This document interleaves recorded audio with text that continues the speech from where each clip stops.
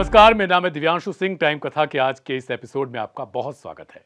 देश में इस वक्त धर्म को लेकर लगातार कहीं ना कहीं आपको कटाक्ष से लेकर कहीं टिप्पणी, कहीं विवरण, चाहे वो नेता हो या आम इंसान हो, हर तरफ आपको दिखाई दे रहा होगा।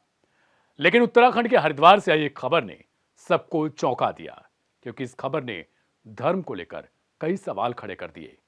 उसमें आस्था रखने वाले लोगों के लिए भी अपने आप में एक नया प्रश्न चिन्ह है। जिसमें वो आस्था रखते हैं, जिसको वो सभ्य समझते हैं, जिसको वो एक ऐसा परम ज्ञानी व्यक्ति मानते हैं, उसके लिए अपना सब कुछ न्यौछावर कर देते हैं।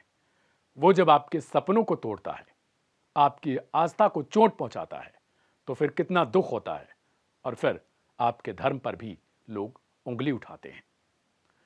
हरिद्वार में इस वक्त ऑपरेशन कालनेमी चलाया जा रहा है उत्तराखंड पुलिस की तरफ से, जो कांवड़ यात्रा के कुछ दिन पहले से ही शुरू की गई थी।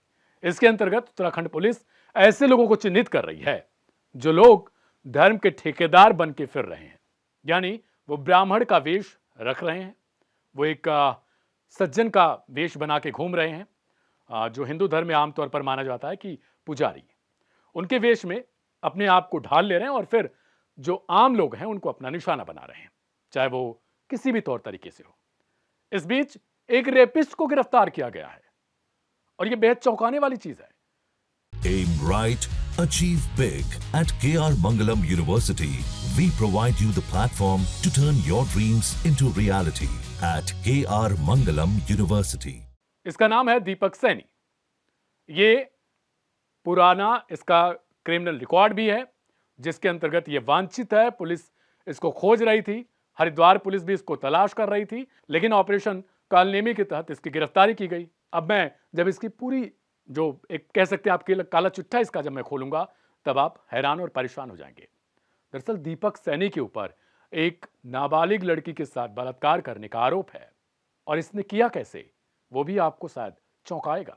और आप जब किसी के साथ आस्था में विश्वास रखते हैं, किसी का सम्मान करते हैं, किसी को पुजारी, किसी को अपनी श्रद्धा सब कुछ सौंपते हैं, तब इस कहानी को सुनने के बाद आपके मन में भी सवाल होगा कि आप जिसको इतना सम्मान देते हैं, आखिर वो अंदर से कैसा होगा। दीपक सैनी कुछ दिन पहले ही एक ऐसे परिवार से मिला जिसने इसके सामने अपने आप को न्यौछावर कर दिया था।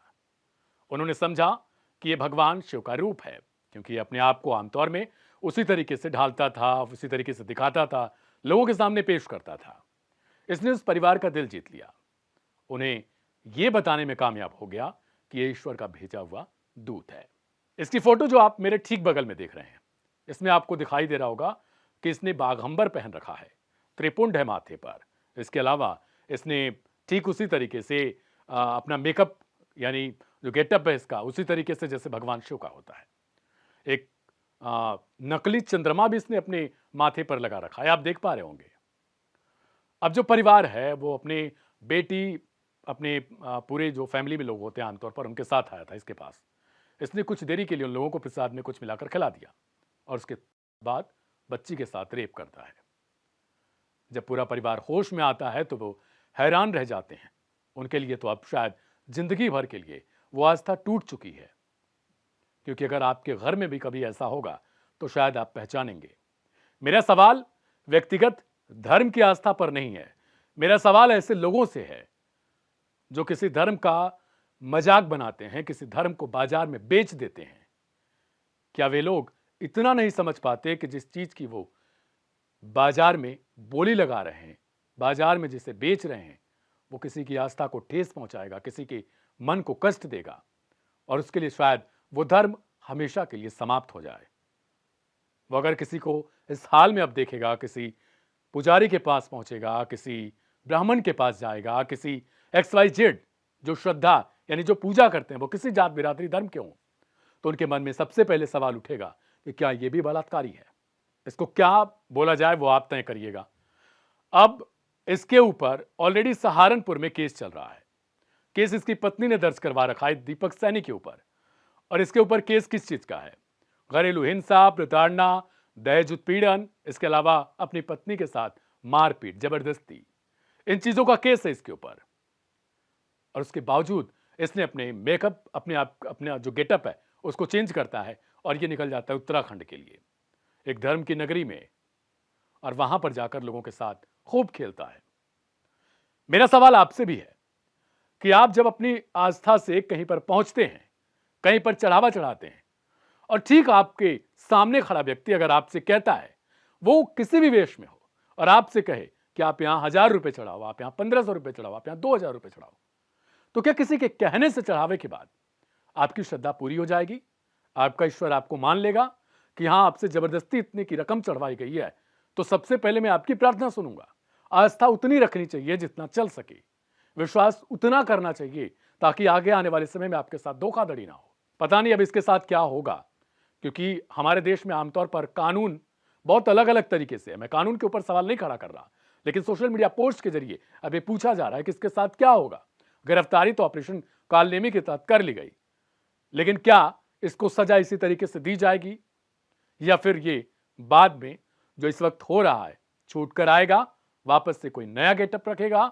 हो सकता है आप भगवान विष्णु का रख ले, ब्रह्मा का रख ले, किसी और देवी देवता का रख ले, और उसके बाद ये आपके साथ छल करे।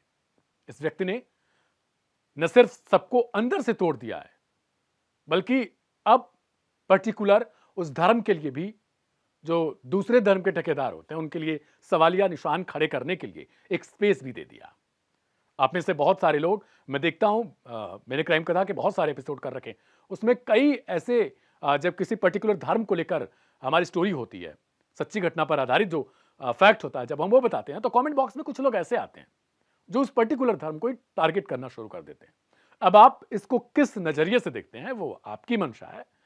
फिलहाल मैं आपको अपडेट दे दूं कि इसे गिरफ्तार करके अब जेल में रखा गया है, इससे पूछताछ चल रही है। ऑपरेशन कालनेमी जो उत्तराखंड में है वो लगातार जारी है। कांवड़ यात्रा खत्म होने के बावजूद अभी वहां पर जो पुलिस है वो ऐसे लोगों को गिरफ्तार कर रही है। आज हरिद्वार पुलिस के द्वारा ऑपरेशन कालनेमी में बड़ी कार्रवाई करते हुए करीब 22 से ऊपर कालनेमियों को चिन्हित करके उनके खिलाफ कार्रवाई की गई है, जिसमें 2 के अगेंस्ट 172 BNS एक्ट में कार्रवाई की गई, बाकी को 81 पुलिस एक्ट में चिन्हित करके उनके खिलाफ कार्रवाई की गई है। अब तक ऑपरेशन कालनेमी में करीब 1442 से ऊपर कालनेमियों को हम लोगों के द्वारा उनका वेरिफिकेशन किया गया है। उसमें से करीब 87 जो कालनेमी हैं उनको चिन्हित किया गया, उनके खिलाफ BNS एक्ट और 81 पुलिस एक्ट के तहत अलग अलग कार्रवाइयां की गई हैं, और ये अभियान लगातार जारी होगा। माननीय मुख्यमंत्री जी द्वारा इस अभियान की समीक्षा भी की जाती रही है, और हरिद्वार, क्योंकि इस प्रकार से यहाँ पर काफी ज्यादा इसका स्कोप है इस पर काम करने का, हरिद्वार पुलिस इस पर लगातार काम कर रही है, जल्दी इसके और भी परिणाम सामने आएंगे। आज के लिए फिलहाल इतना ही। सोमवार को एक नए कहानी के साथ एक नए एपिसोड में फिर से आपसे मुलाकात होगी। मेरा नाम है दिव्यांशु सिंह। इस वीडियो के बारे में आपको क्या कुछ कहना है उसे कमेंट बॉक्स में जरूर लिखिएगा। लोगों के साथ शेयर करके उन्हें जागरूक जरूर करिएगा। नमस्कार।